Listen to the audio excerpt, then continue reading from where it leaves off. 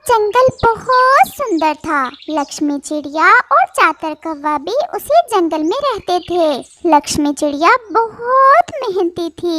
उसे फारग रहना बिल्कुल भी पसंद न था। इन दिनों जंगल में दाना पानी मिल रहा था, लेकिन कुछ समय बाद जंगल में सूखे का मौसम आ जाना था। लक्ष्मी चिड़िया हर साल आने वाले सूखे के मौसम की तैयारी करके रखती थी। इस बार उसके जहन में एक नया प्लान आया था। वो चातर कौवे को अपने प्लान के बारे में बताने उसके घर जाती है।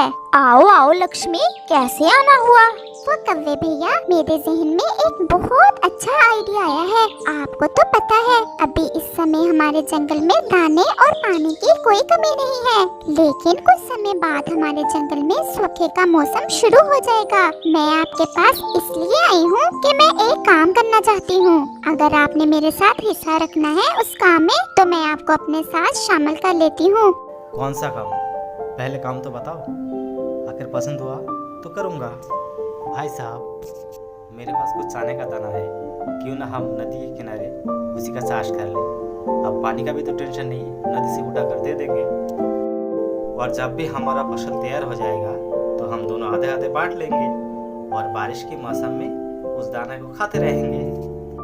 अरे वाह लक्ष्मी, दिमाग तो तुम बहुत ही अच्छा लगाया। चलो ठीक है, मैं भी तुम्हारे साथ चाने का खेती करेंगे।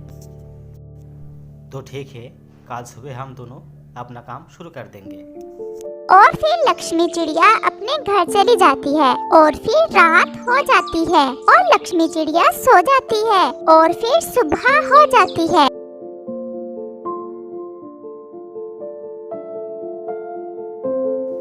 अरे कहो भैया, कितना सोते हो? उठ जाओ, हमें आज बीज बोने का काम खत्म करना है। ये क्या लक्ष्मी, तुम गोल गोल क्यों घूम रही हो और मेरे सामने अंधेरा क्यों छा रहा है? कहो भाई, लगता है तुम्हारा तबीयत खराब हो रहा है। लक्ष्मी, कल रात को ना मुझे बहुत तेज बुखार आया था, इसलिए मुझे चक्कर आ रहा है। तुम एक काम करो, आज अकेले चले जाओ, कल हम तुम्हारे साथ जाएंगे। ठीक है कहो भाई, आप आराम करो, आज मैं अकेले चला जाता हूँ। लक्ष्मी, सारा काम तो मैं तुझसे करवाऊंगी।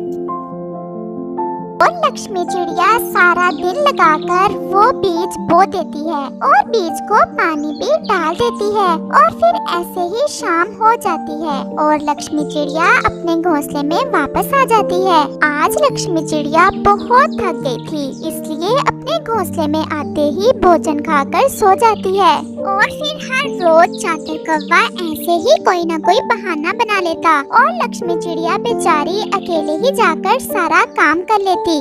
ऐसे ही दिन और रात गुजरते गए और फिर आखिर वो दिन आ ही गया। फसल पककर बिल्कुल तैयार हो गई। कौवा भी ये बात जानता था कि अब फसल पककर तैयार हो चुकी है।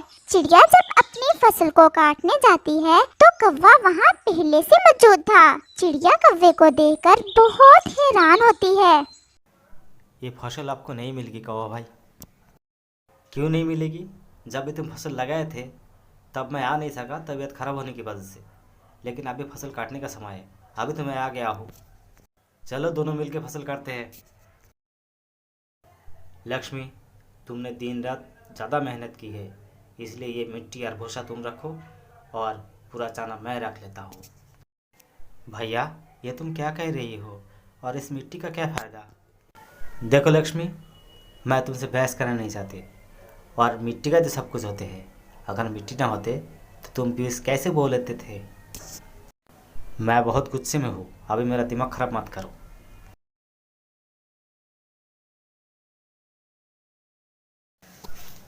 ये कौवा तो एक नंबर का हरामी निकला, मुझे इसके साथ में नहीं लाना चाहिए था। इस मिट्टी और भूसा का क्या करूँ मैं? चलो एक घर ही बना लेते, कम से कम बारिश में सुरक्षित रह लेंगे।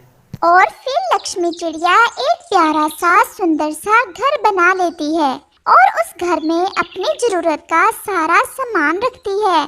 चलो, ये तो मैंने अच्छा किया कि उस मिट्टी और भूसे को काम में ले आई। आज मैं ऐसा करती हूँ कि खिचड़ी बनाती हूँ। बाहर बादल भी आए हुए हैं, अगर बारिश आ गई तो इस बारिश के मौसम में खिचड़ी खाने का मजा आ जाएगा। और फिर चिड़िया खिचड़ी बनाने लग जाती है। इधर चिड़िया घर के अंदर खिचड़ी बना रही थी कि बारिश शुरू हो चुकी थी। चिड़िया उस बारिश वाले मौसम के अपने घर में बैठी बहुत मजे कर रही थी। लक्ष्मी, मेरी मदद करो। इस बारिश में मेरे घर टूट गया है और वो सारा साने का दाना वो तो बारिश में बह गया है। मैं बहुत भूखा भी हूँ और मुझे ठंड भी लग रहा है। मैं खिचड़ी बना रही हूँ और मैं अब तुम्हारी कभी भी मदद नहीं करूँगी। तुमने मेरे साथ बहुत बुरा किया। सारी मेहनत मैंने की और अंत में तुमने मुझे क्या दिया? वो मिट्टी और भूसा। और हाँ, जिस मिट्टी और भूसे को तुमने नकम्मा जानकर मुझे दिया था, मैंने ये घर उसी से बनाया है। और आप चले जाओ यहाँ से। तुम एक धोखेबाज हो। मैं दरवाज़ा बिल्कुल नहीं खोलूँगी। प्यारे व्यूअर्स, मेरे जैसा किसी के साथ किसी ने ऐसा ना करे, वरना बाद में बहुत पछताओगे। अब हमारी ये कहानी अगर अच्छा लगे तो प्लीज़ इस चैनल को सब्सक्राइब ज़रूर कर लेना।